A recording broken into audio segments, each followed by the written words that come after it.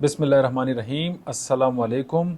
मैं हूं आपका होस्ट इरफान महसूद और आप देख रहे हैं विजन पॉइंट। नाजरीन कराम, एक रीसेंट डेवलपमेंट हुई है, बड़ी इंटरेस्टिंग डेवलपमेंट है जम्मू एंड कश्मीर के हवाले से। जो इंडियन ऑक्युपाइड है उसमें बहुत ज़्यादा क्रिटिसिज्म उठ रही है। उसका जो स्टेटहुड की रिवोकेशन हुई है, जो इंडिया ने आर्टिकल 370 को एब्रोगेट कर दिया था और इस प्रीटेक्स में फ्रेम में कि भाई इंडियन गवर्नमेंट जो है वो एमलगमेट करना चाहती है, शामिल करना चाहती है जो इंडियन ऑक्युपाइड जम्मू कश्मीर और लद्दाख का एरिया है इंडिया में। तो उस सिलसिले में जो इंडिया का ये कश्मीर का स्पेशल स्टेटस जो था इसको रिवोक कर दिया गया था, जिसमें फंडामेंटल ह्यूमन राइट्स वायलेशन भी हैं, जिसमें हम बात करेंगे।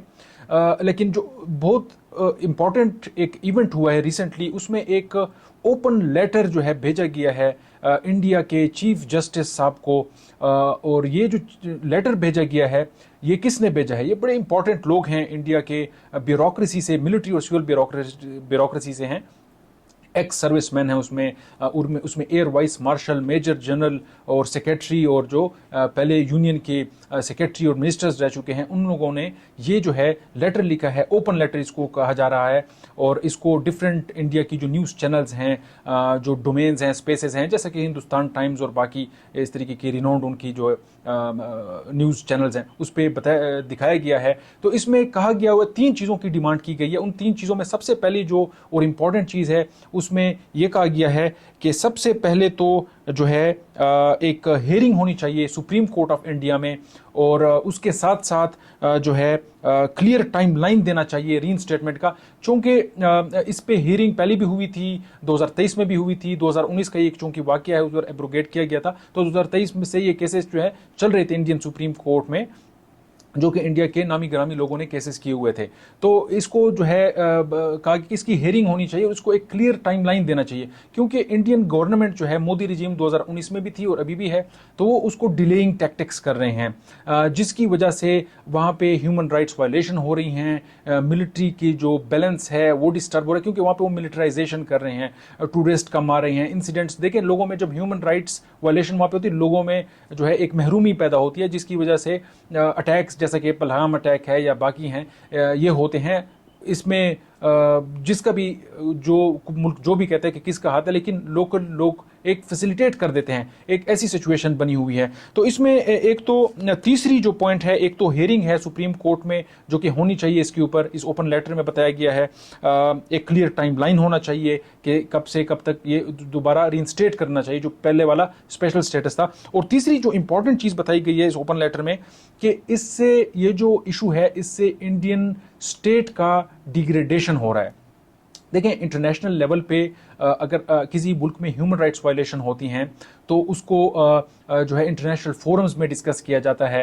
इंडिया चूँकि क्लेम करता है कि वो एक फेडरलिज्म है, एक डेमोक्रेसी है, वहाँ पे फेडरलिज्म में वफाक की तर्ज हुकूमत में होता ये है कि फेडरेटिंग यूनिट्स जो हैं वो आज़ाद होते हैं या खुद मुख्तार वो अपना जो है एक लॉज वगैरह लोकल लेवल पे बना सकते हैं।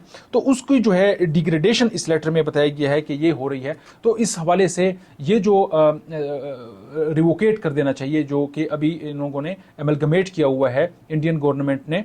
और इसमें ये क्रिटिसिज्म जो है यहाँ तक नहीं रुकती। आपको मैं बताता चलूँ कि जो ओल्ड स्टेटस था इंडियन ऑक्युपाइड कश्मीर का, उससे पहले ये आपको बताता चलूँ कि जो नया स्टेटस उनको दिया गया उसमें इंडिया की जम्मू एंड कश्मीर और लद्दाख का एरिया उसको 2 यूनिट्स में तकसीम कर दिया गया। ठीक है, तो इसमें पहले जो था उसमें लैंड जो है बाइंग और सेलिंग थी, वो लोकल लोग ही खरीद सकते थे, बाहर के लोग नहीं खरीद सकते थे। तो इसके बाद जो डिफरेंट मज़ाहिब के लोग हैं, कम्युनिटीज़ के लोग हैं, हिंदू हैं, वो भी वहाँ पे जो है ज़मीन खरीद सकते हैं, जिससे तनासब सारा ख़राब हो रहा है और हुआ है काफ़ी हद तक। तो इस हवाले से इस जो है ये जो अभी स्पेशल स्टेटस को वापस बहाल करना जो उनका था उसको, क्योंकि उसमें देखें एक तो इतनी आज़ादी थी कंपैरेटिवली, मैं कहूँगा इतनी ज़्यादा भी नहीं थी, लेकिन एक कंपैरेटिवली इतनी आज़ादी थी कि उनका अपना झंडा था, उनका अपना जो है कॉन्स्टिट्यूशन था, उनकी अपनी पार्लियामेंट थी जहाँ पे लेजिस्लेशन कानून साजी होती थी, और कोई भी लॉ अगर इंडियन गवर्नमेंट पास करती थी, फेडरल गवर्नमेंट, तो वो एप्लीकेबल नहीं थी जम्मू एंड कश्मीर जो ऑक्युपाइड एरिया है इसमें, जब तक कि उनकी लोकल जो असम्बली असम्बली है, जो अपनी जम्मू एंड कश्मीर की असम्बली है, वो जब तक उसको अप्रूव न कर दे, कंसेंट न दे दे, इजाज़त न दे दे मेजॉरिटी के साथ। तो ये एक बड़ा एक जो है एक हवाले से हम देख सकते हैं कि वायलेशन है एक इलाके की जो कि ऑक्युपाइड है इंटरनेशनली। आप लोगों ने डिफरेंट बयान सुने होंगे प्रेसिडेंट ट्रंप के, दूसरे ममालिक के, कि भाई कश्मीर एक इशू है इंडिया और पाकिस्तान के ऊपर, इंटरनेशनल फोरम पे रिकग्नाइज है, यूएन में रिकग्नाइज है। तो इन डिस्प्यूटेड एरियाज में आप यूनिलैटरली एक गवर्नमेंट अपनी मर्जी से जो है वो वहां पे क्योंकि ये प्रेसिडेंशियल ऑर्डर, आपको पता होगा नाजरीन कि प्रेसिडेंशियल ऑर्डर के थ्रू ये जो है डिक्री की गई थी और वहां पे इम्पोज किया गया था ये जो स्टेटस उनको अभी दिया गया है, जिसमें इनको शामिल किया गया है इंडियन जो है ऑक्युपाइड कश्मीर में। तो इस हवाले से पाकिस्तान का जो किरदार रहा है वो एक इम्पॉर्टेंट किरदार है। डोमेस्टिक क्रिटिसिज्म जो मोदी रिजीम पे इंटरनली हो रही है, उसके अलावा पाकिस्तान ने इनको इस इशू को डिफरेंट फोरम पे इसका प्रोटेस्ट किया है। इनफैक्ट पाकिस्तान की अपने जो न्यूज़ चैनल्स हैं, जो बाकी मेन स्ट्रीम और मीडिया है, सोशल मीडिया, उस पर इस पर काफ़ी बहस हुई है। इंटरनेशनल फोरम्स पे इस पर काफ़ी बहस की गई है। जो ह्यूमन राइट्स वॉच हैं, उन्होंने अभी रिसेंटली एक पब्लिकेशन की है इस हवाले से, जिसमें वायलेशंस की बात की गई है इंडियन हेल्ड कश्मीर में, और जो नई लॉ जो 2019 के बाद उन्होंने मुतारिफ कराई उसमें मिलिटराइजेशन की बात हो रही है।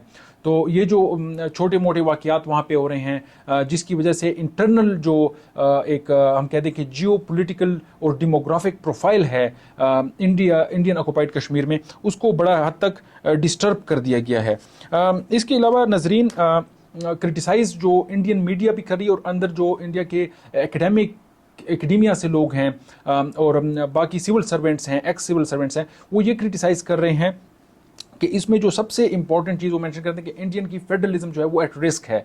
क्यों एट रिस्क है? क्योंकि इंडिया देखें क्लेम करता है दुनिया में अपने आप को सबसे बड़ी डेमोक्रेसी, तो उसमें ये भी क्रिटिसिज्म शुरू है, डोमेस्टिक क्रिटिसिज्म मोदी के ऊपर, कि ये जो है ह्यूमन राइट्स वायलेशन करते हैं, और इसकी वजह से इंटरनेशनल फोरम्स पे जो डिप्लोमेसी है, जो कि पहलगाम अटैक में पाकिस्तान के खिलाफ वो करना चाह रहे थे, वो नाकाम हुई है, वो भी नाकाम रही है। तो इस वजह से डोमेस्टिक प्रेशर भी बिल्डअप हो रहा है, और देखते हैं कि मोदी रिजीम आगे क्या करती है।